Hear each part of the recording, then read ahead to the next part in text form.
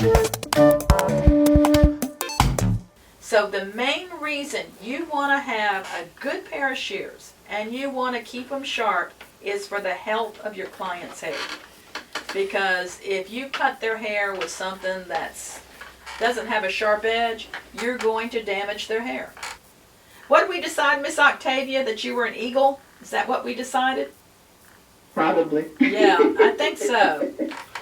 You tell me if your teacher's an eagle. Eagles, usually they don't own a lot of shears, but what they have are very good. They take very good care of them.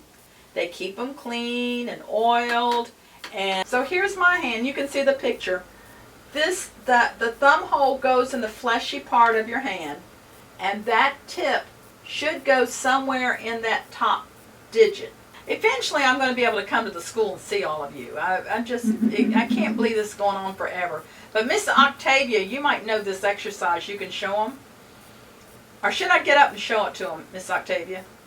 You can get up and show it to him. I'll get up and show it to him. Gene can't do it. He's too... Can y'all see me if I stand up here? Yeah. Y'all can see me? Mm-hmm. Okay. And if you do that, I wouldn't do it in front of my clients. I wouldn't do it in front of my clients, but, to begin the day, to stretch, you stretch before you exercise, or maybe, when you go out and take a break. If you do nothing but this, that will help you prevent carpal tunnel. Nobody else has any questions?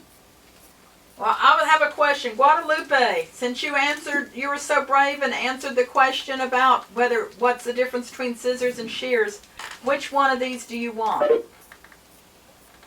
So good night. I'm taking my husband to eat supper.